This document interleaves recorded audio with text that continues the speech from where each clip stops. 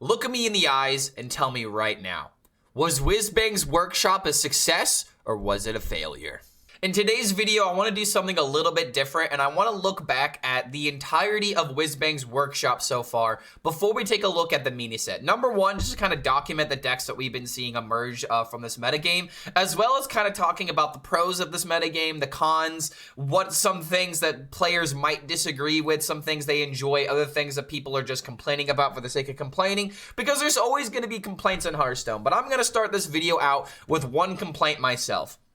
This expansion, I believe, had way too many changes, and there was just way too many just new things that kept happening to cards that we already had. And I have to say, I feel really bad for the people that don't have a lot of dust, that couldn't really, you know, experiment a lot this meta, because decks kept changing and their cards kept getting taken away from them. So in this video, we're going to look at the balance patches, look at how many balance patches we really had, and we're really going to talk about the problem with 4-set metas in Hearthstone, because my biggest problem during this expansion was honestly that everything just felt extremely linear. It was about getting the umpire's grasp as a demon hunter. It was about getting the virtue painting whatever hand buff card for paladin, getting your Zarimi as quickly as possible. It all felt like, you know, every single class did have something that it could do to win the game. But the big problem for me is that it was I automatically win the game, not that I have a chance to win the game. There were a lot of strategies that when they hit the field just simply destroyed you. And I want to first start with the changes that they made, because there were a lot of reverts that happened. There were a lot of different changes to Hearthstone, and honestly, like, this was a really like hyped time, because a lot of people were assuming, all right, we got a brand new year. It's March 11th. We are assuming that we are going to get a great expansion that hopefully is not going to have a lot of power outliers. But then about 2 weeks later, we already have to admit that there's a problem, and we have to nerf 3 paladin cards as well as a few other cards. Like, it's just kind of crazy how, like, in the first balance patch, like, we already are admitting there is a power outlier problem, and we had to nerf some cards. Now, this isn't necessarily a problem, right? I want them to address the cards. I want them to nerf the cards that are problematic. And remember, this is March 28th now. This is 2 weeks after the expansion's gone live. And I hate to say it, a lot of people assumed that Shroomskavate was going to get the Wind Fury removed from it. As soon as this card was released, I literally made a tweet being like, what's even the point of printing this card when we know it's going to be a problem down the road? So just a little thing right there, because I knew this card was going to become problematic. And honestly, this was a big problem at the time for Paladin, because Paladin's numbers absolutely dropped. People were not playing Paladin essentially until the next balance change, because then it was all about Demon Hunter. And duos came out. Yeah, duos came out. But let me get some balance patch notes real quick. And we eventually did get Demon Hunter nerfed a couple of weeks later. But you're starting to already kind of see a problem, is that every single time that a really good deck were to emerge, almost 2 weeks later, we're just nerfing something about it. And then we have even another balance patch, again, almost 2 weeks later, to where we're addressing Reno, we're addressing Zarimi, we're addressing all of these problematic cards. Gaslight Gatekeeper gets hit. Snake Oil gets hit. Wheel Warlock is absolutely dead now.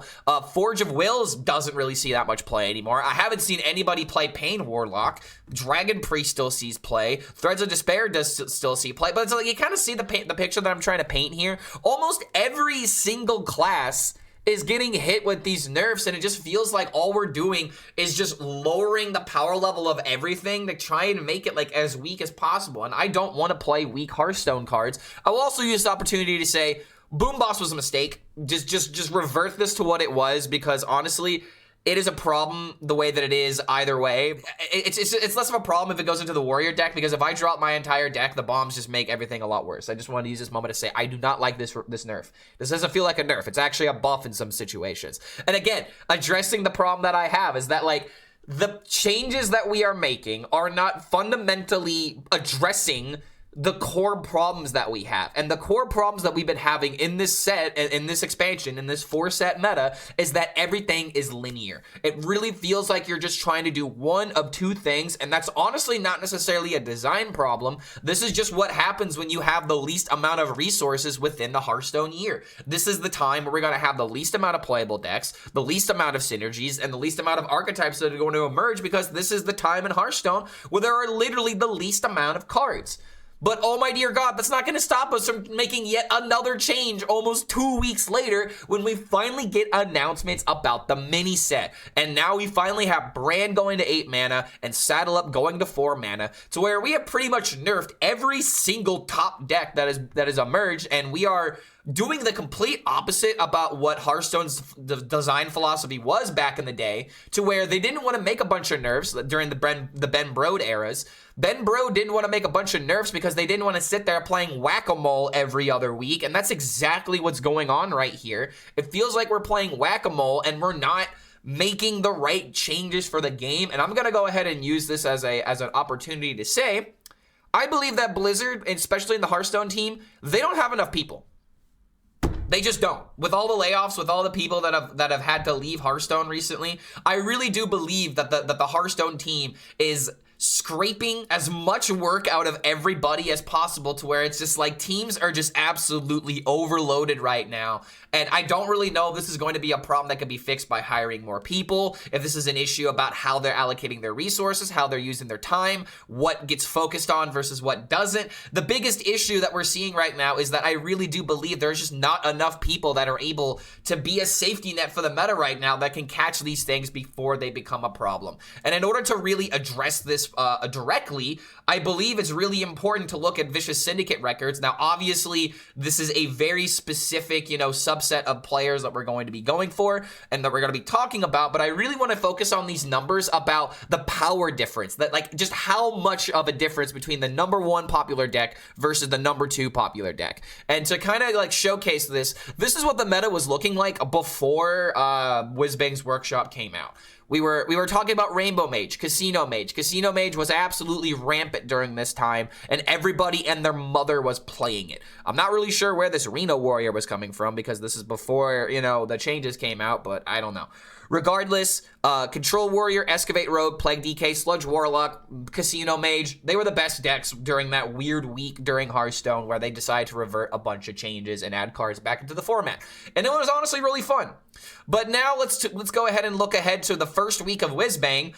Diamond 1 through 4 is completely plagued by hand buff Paladin as well as Plague DK, and to a lesser extent Token Hunter. Then in Legend, DK becomes the most popular deck, but in top 1000 Legend, you start to see, this big problem that actually got this deck nerfed, to where this deck was very quickly the most popular deck that everybody was playing, and as it usually goes during like a first, expansion, like a first week, everybody just goes to the first deck that has success. So it's like we didn't even necessarily know this deck needed to be nerfed, but the fact that nobody else was playing other archetypes, and the fact that Paladin was playing Charge Wind Furies very, very effectively, killing people by like turn 7, it was something that definitely needed to be addressed, and so they decided to nerf Paladin really hard by nerfing 3 cards.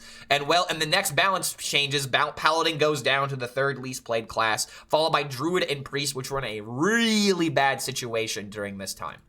But in Legend, you already start to see what's emerging. Shopper Demon Hunter is becoming extremely popular. Rainbow DK and Plague DK and Reno Warrior are the most popular decks going to Legend. And then in top 1000 Legend, again, you are seeing the problem. We have one deck that is overshadowing everything else. And this is my biggest problem in Hearthstone, is when the most popular deck is literally more common than any other class in the game. And you'll really start to see this during the next one, where in D1 through D4, it's the exact same situation. It's almost not exactly a mirror, but again, the top deck is literally more popular than every other class in the game. In Legend, you start to see people that are, trying to counteract the Shopper Demon Hunter, and they are having success. There are people that are utilizing those weaknesses, but yet again, Top Legend paints a completely different story to where now Reno Warrior is starting to emerge as the best deck because it was a way of being able to stop Shopper Demon Hunter, and then they nerfed Shopper Demon Hunter, and then Reno Warrior just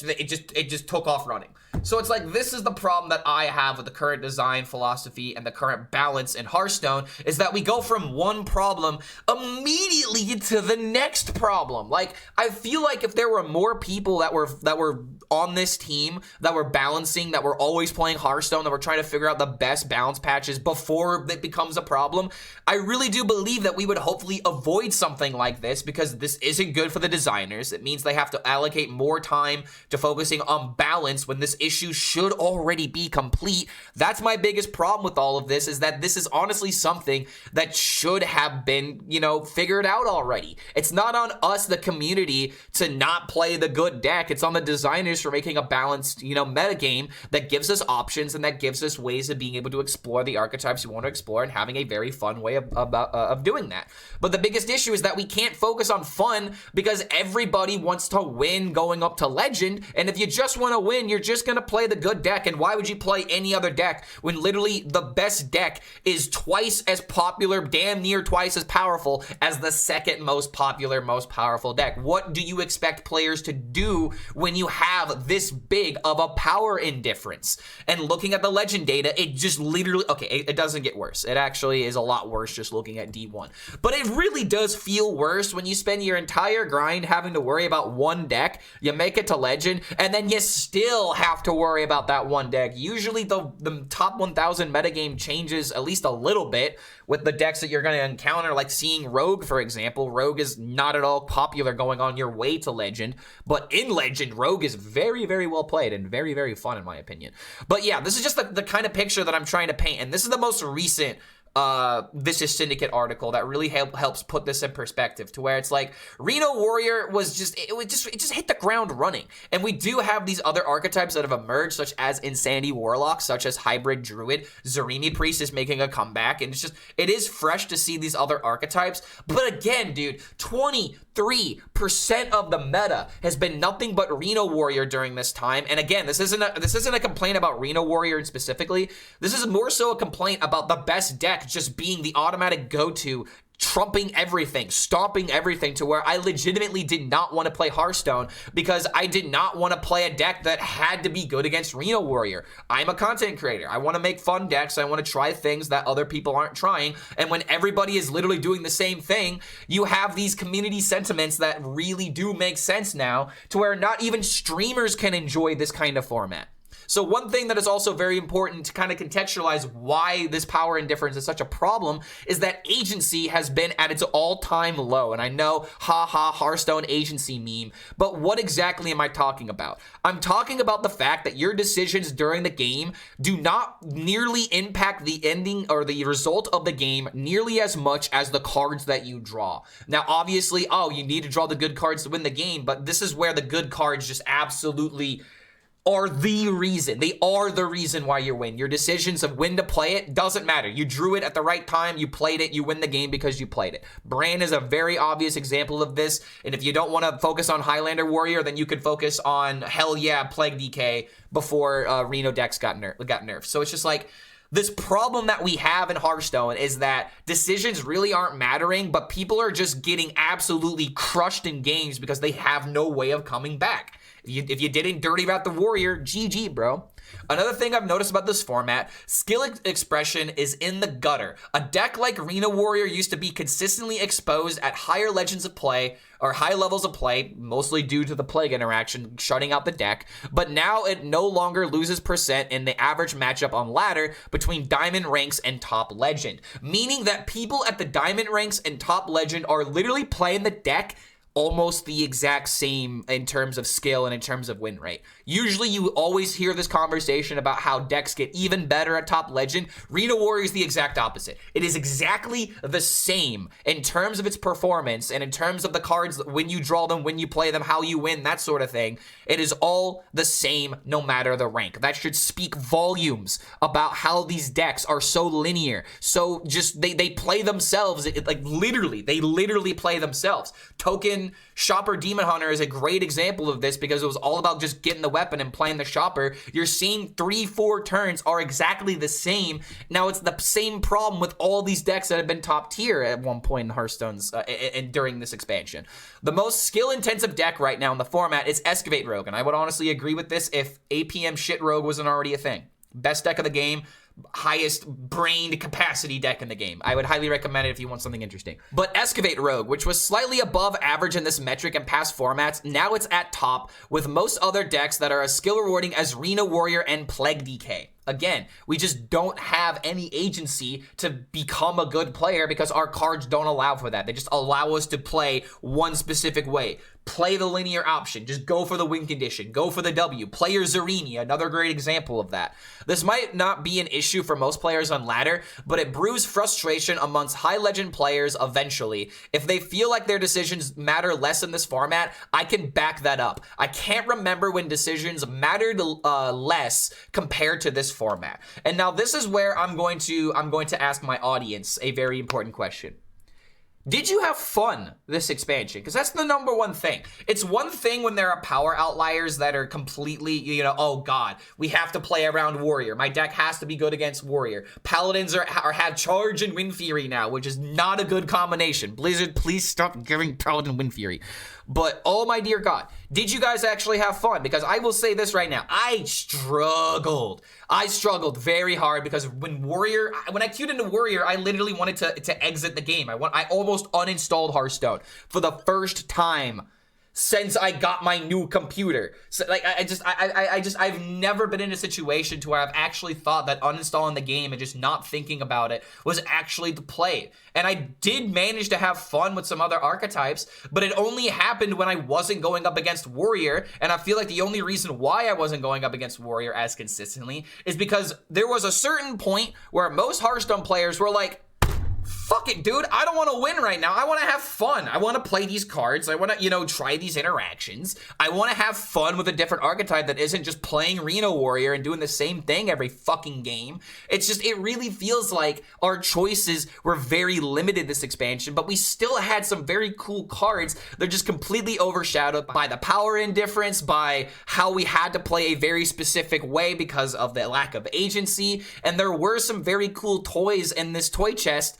But why would I choose the clearly broken toy when I've got the Millennium Puzzle literally sitting right here? Like, I'm gonna go King of Games every single time. Like, this is a bad example. This is a bad comparison. But the point that I'm really trying to make is that in this expansion, there was really no room for experimenting until you reached a level in the game where people were like, I don't want to play Warrior anymore because I'm done playing Warrior. Like, once you hit Legend, you started seeing a lot more people experimenting with stuff because the grind was over. Once you hit Legend, that is your I guess, proof in the pudding. That is your official time to start playing decks for fun. Because if you're still playing Reno Warrior, if you really enjoyed the deck, then sure, I guess you had fun. But I just don't understand how anybody had fun with that kind of deck when it was just so repetitive. I keep saying the word linear, but think about all the decks that are good right now. Reno Warrior, playing the brand, trying to get the TNTs, trying to just, you know, delete your opponent's deck. It's what it wants to do every single game. Hunter, spread a board, play saddle up, win the game because your opponent can't do anything about that. Warlock, play the fatigue cards, play the conductor. Your opponent can't do with the conductor, you win that way, but you do have other ways of winning with like the fatigue cards. But usually you win by having like this really big turn that your opponent just simply cannot answer because we are in a situation, we are in a metagame where we have the least amount of tools to be able to interact with our opponent. So I'm gonna end the video saying this. Hearthstone, I really want you to have a playtest server or something to where more people can practice and can, you know, look at these cards, identify these potential, you know, game-breaking issues before they become a problem. Because it's not about these problems plaguing Hearthstone. It's the fact that we are changing the meta every single 2 weeks to where casual players don't feel confident even using their dust ever, because if you were to invest into Reno Warrior and then suddenly Brand gets nerfed and you spent all these dust getting these legendaries, then suddenly you lost EV and now your good deck is now probably not necessarily unplayable, but it's definitely weaker. And it's just like these balance changes are not good for the casual community. And when you keep changing the meta every single 2 weeks, you are telling us one very important thing. The meta is not balanced and you don't know what to do in order to solve it. I'm not trying to be rude, but with this many changes, we are trying to, the designers are trying to figure out that sweet spot. But the biggest issue is that you don't have enough time in order to find that sweet spot if you keep making these changes every other 2 weeks. The meta being, different every week can be good for people like me that have a collection, but the casual community keeps getting screwed over because of this, because of the power indifferences, because now they don't feel confident investing in decks. They don't want to go up against the same deck over and over again, and some people are just simply going to give up because by the time that they figure out what's going on, everything changes. Again, the meta changing every 2 weeks is not a good thing. It never will be a good thing. And after the designers literally tried changing like 30 some cards to the point where it really didn't change the meta all too much, I think that's just kind of an indication that it just didn't work. And I'm not trying to bash the designers or anything like that. I'm just simply trying to speak objectively to where the meta really hasn't changed all too much. It has changed, and decks have definitely slowed down to where, we're not just killing people by like turn 5, turn 6 as consistently. Games are going to like turn 7, turn 8, turn 9, in a lot of situations turn 10. But the problem is, all we did was just slow back these decks to where the same decks are now the same problematic archetypes that are ruling, like Dragon Priest, for example. This will be the last example that I give before I wrap up this video. But Dragon Priest, that card going from 5 summon dragons to 8 summon dragons, that should have brought the deck back a bunch, right? Dragon Priest is still one of the best decks at Top Legend. And it's because everything has been hit. Everything has been nerfed. So, again, the only suggestion that I have to Blizzard right now is get a bunch of players that are very, very skilled at the game, that are very good at deck building, and have them build a bunch of decks, play test it, and try to get more people under your wing, because I really don't see how that's, a drawback. If you have more people that are able to figure out more problems, more deck builders that are good at building like an aggro deck, if you have an aggro specialist, a mid-range specialist, a combo, a control, all those kinds of people working together, then you're gonna probably be able to find more ways of catching these holes before they actually get released out to the public. And again, one other thing that I feel like has to be said, I feel like there's a lot of pressure from the higher ups for Blizzard to keep making content, to keep making cards, so where they can't actually properly address the balance changes. So if higher ups are also, the reason why we have a bad meta, then honestly I wouldn't be surprised, because this is all about, time allocation and making sure that you are confident that when these cards hit, they are not going to be game-breaking, just unfun piles of cards. So I'm gonna go ahead and end the video with this. Let more people play test the cards, Blizzard. We need less balance changes, because we need these power indifferences to be less common. If we go right into the mini set where we're repeating the exact same issues that we've been having throughout these past couple of weeks, I really do believe that a lot of people are going to give up on Hearthstone. Like, I'm saying this very confidently as somebody who, as a content creator, almost gave up on Whizbang's workshop throughout this expansion. So let me know what you guys think in the comments below. Have you been having fun with the game? That's the #1 question. Are you having fun? And if you're not having fun, what is preventing you from having more fun in Hearthstone? So hopefully this will be great information for Blizzard to kind of, figure out what exactly isn't working behind the scenes, because this expansion, I do believe, was a success in some instances, but the problem with the balance and how many changes happened, in my opinion, made Whizbang's workshop a failure of an expansion.